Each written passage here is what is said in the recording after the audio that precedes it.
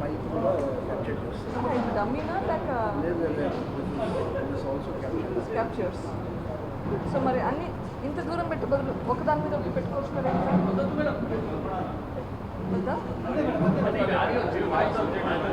ఇవి వాయిస్ వచ్చేవి, ఈ వాయిస్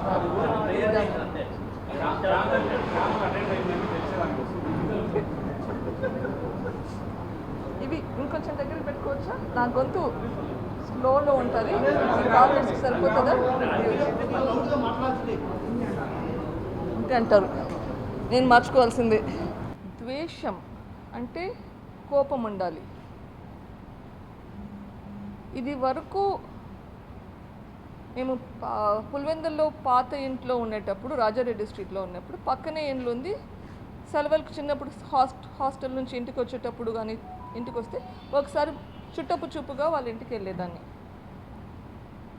ఇప్పుడు ఇల్లులు మారాక యాక్చువల్గా వాళ్ళ ఇల్లు ఎక్కడుందో కూడా నాకు సరిగ్గా తెలియని పరిస్థితి. ఎక్కడో పరిసర ప్రాంతంలో ఉంది అని తెలిసినంత వరకే, కానీ ఎక్కడ పర్టికులర్ లొకేషన్ దానికి దారి కూడా నాకు తెలియకుండా ఉండింది.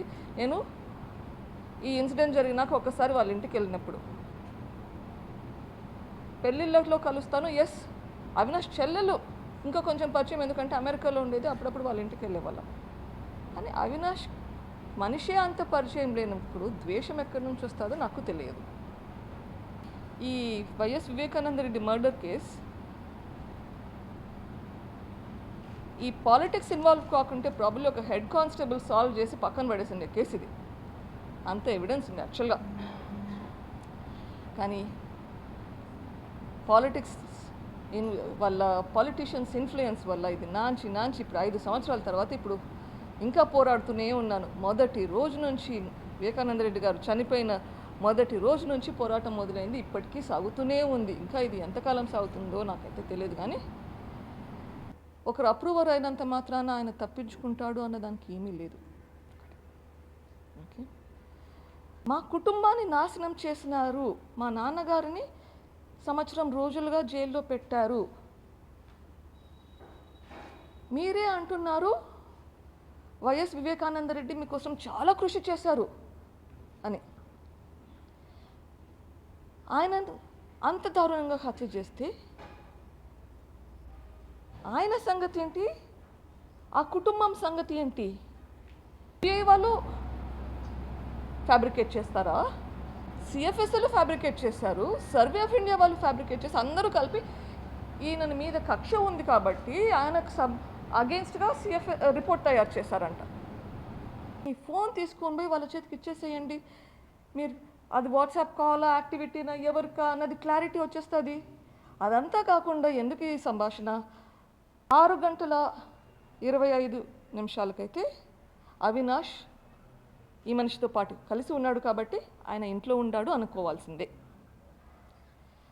ఫోన్ వచ్చింది 6:26 ఓకే, అక్కడ నుంచి ఇంటికి చేరుకునేదానికి 6:27 సో 24 సెకండ్లు తీసేస్తే ఫోన్ కాన్వర్జేషన్ అయిపోయినంత వరకు, ఆ ఫోన్ కాన్వర్జేషన్ అయిపోయి డ్రైవర్కి యూటర్న్ తీసుకో అని చెప్పి ఇంట్లోకి చేరుకునేసరికి 47 సెకండ్లు క్యాల్కులేట్ చేస్తే 47 సెకండ్లలో ఇంట్లో చేరుకున్నాడు. ఫోన్ వచ్చినప్పటికీ ఇంటికి చేరుకునేదానికి. ఆయన ఎక్కడో దారిలో ఉంటే 47 సెకండ్లలో ఇంటికి ఎట్లా చేరుకున్నాడు? అన్లెస్ రెడీగా ఉండి పోదామని ఇంటి నుంచి డైరెక్ట్గా వస్తే తప్ప. ఎందుకంటే ఈ డిస్టెన్స్ 500 మీటర్లు. 500 మీటర్లు అంటే 47 సెకండ్లలో రావచ్చు. మీరు టైం క్యాల్కులేట్ చేసుకోండి. ఇది సిడిఆర్, అది Google takeout and CDR combined data. దృష్టిని చూసిన వాళ్ళు ఎవరు హార్ట్ అటాక్ అని చెప్పిండకూడదు. ఒకవేళ మర్డర్ అని చెప్పింటే మరి జగన్మోహన్ రెడ్డి గారు ఇన్ని సంవత్సరాలుగా పబ్లిక్ లైఫ్లో ఉన్నాడు.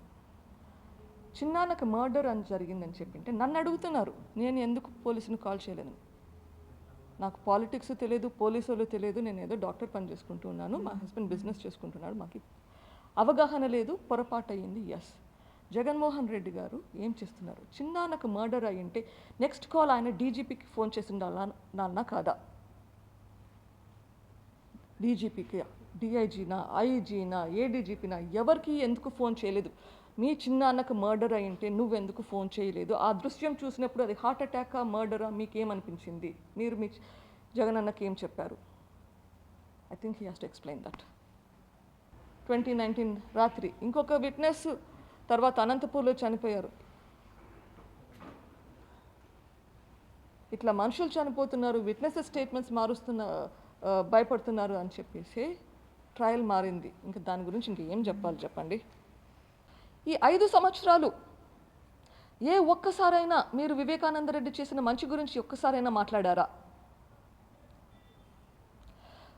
సాక్షి పేపర్లో మాత్రం ఆయన గురించి ఎంత నీచంగా కావాలంటే అంత రాస్తారు. మీరే కదా సాక్షి పేపర్, మీకోసమే కదా కష్టపడ్డాడు వివేకానంద రెడ్డి. మరి అట్లా ఎట్లా చేయాలనిపిస్తుందండి మీకు? మీరు వైఎస్ఆర్సీపీ పార్టీకి ఏమి చేసి ఆ సీటు సంపాదించుకున్నారు? షర్మిల గారు అంత కష్టపడ్డారు, కానీ ఆమెకి ఇవ్వలేదు సీటు, మీకు ఇచ్చారు. ఎందుకు? మీరు భారతీయకి బంధువులనా?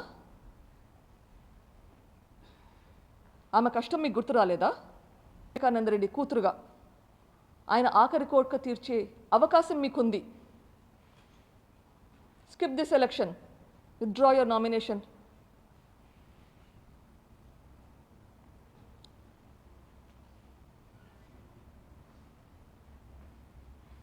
వైఎస్ షర్మిలకు సపోర్ట్ చేయండి. చేయగలుగుతారా? ఈరోజు హంతకులకు ఓటేయొద్దండి, మీకోసం పోరాడే వాళ్ళ కోసం ఓటేయండి అని అడుగుతున్నాను. రూలింగ్ పార్టీ ఫ్రెండ్లీ గవర్నమెంట్ అక్కడ సెంటర్లో ఉంది. ఇక్కడ నేను ఒక ఇండివిజువల్ పర్సన్, ఎంత సత్తా ఉంది, సిబిఐని ఇన్ఫ్లుయెన్స్ చేయగలిగే సత్తా ఉంది అని అంటే ఎవరైనా నమ్ముతారా?